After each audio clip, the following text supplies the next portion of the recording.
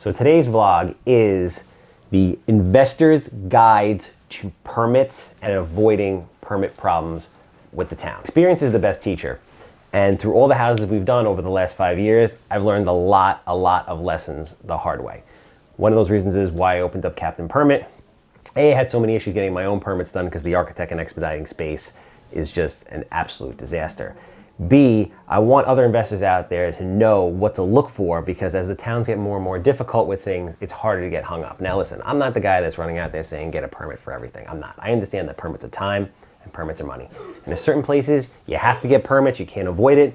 In other places, they're not as strict, you might not necessarily need a permit. But here's the thing that's important. Regardless of if they're all over you to get a permit or not, if the town has to come into the house to resolve some kind of violation or something in order for you to sell the property, they're gonna nail you for everything. So the key is to be proactive and know what you're getting into from the very beginning of the transaction, all right? And this is a great place to start. This is the title report.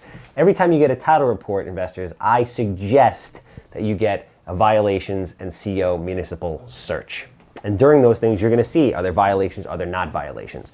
This particular one's in the town of Brookhaven, and there are violations. There are 2 violations. There's a violation for a second illegal kitchen, and there's a violation for a deck that should not be there, that's too close to the property line. Now, these things may or may not be there. This might be from like 1982.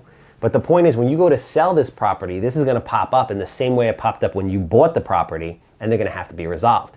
The only way to resolve an interior violation, like an extra kitchen, is to call up the building department or code enforcement and have them come in. And since the building departments are getting increasingly more strict, if they come into a fully renovated house with new kitchens and bathrooms, they're gonna say, where's the permit for all this stuff? All of a sudden you're a week out from closing or 2 weeks out from closing, and now you have to file permits for everything in the house. So there's ways around this, right? You have to be aware. But at the very, very beginning, look at this, do the search, see what violations are there, and then you can tailor your strategy based on that. What we're gonna do now is we're gonna go out into the field into one of our properties, and we're gonna show the do's and don'ts and things that you need to look out for as an investor on the permit front while you're walking through a house.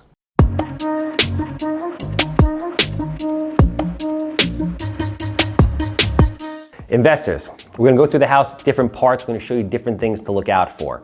Right? When you're renovating a flip or when you're going into a house to evaluate it for it to be a flip, right? We're in a basement. Basements are probably, in my opinion, the #1 issue spot for a number of different reasons, right? Now, if you look around, it's a beautiful finished basement, but if you notice, there's no egress window. What is an egress window? Everyone's seen this. Very large window, usually cuts down here, boom, boom, boom. In case there's fire, you can go out to safety. Now, this particular basement doesn't have it. This particular township doesn't demand it, but I would say probably 95% of the townships do demand it, and they probably all will in the not so distant future because this stuff is changing. So if you're working in town of Islip, town of Babylon, town of North Hempstead, village of Hempstead, Brookhaven, anywhere in Suffolk County, they absolutely demand it, can't get around it.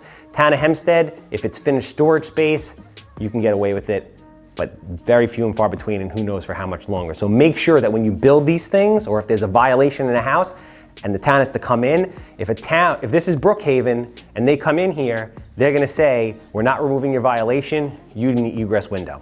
Second thing, bathrooms. Very big in basements. If you have a sewage line that's up here, there's either a sewage line that goes across the wall or one that goes into a floor. Everyone's familiar with this. If you have the one that goes across the wall, you have a pump, pumps out the waste, no problem, you're good. If you have a sewage line that goes into the floor and it's not a cesspool, you're on sewer, you need a backflow valve. A backflow valve is a valve in the floor that ensures that if sewage backs up in the street, it's not gonna come into the house and explode out of your bathroom. You're gonna have a shit mess in the bathroom. If you don't have that, you're not gonna get a permit.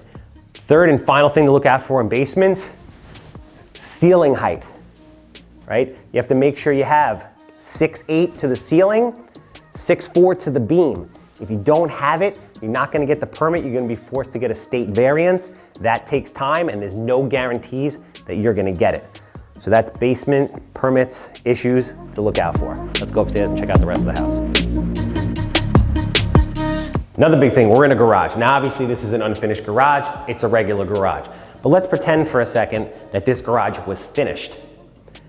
Now, if this was a finished converted garage and this was living space, a bedroom, a den, whatever it is, that changes the game, okay?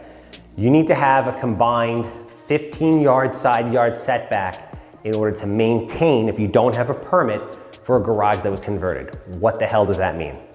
If you look at your survey and you see the property line on the left and you see the property line on the right, let's say your garage is on the left. It's now finished space. So the space between the property line on the left and your garage and the property line on the right and the house has to equal 15 feet. If it doesn't equal 15 feet, you have to go for a variance, and that becomes time consuming and expensive. So know that when you walk into a house and you see a finished garage conversion, if you don't have a permit for it and you end up having to get one, make sure the side yard setbacks equal at least 15 feet, or that's going to be another potential problem.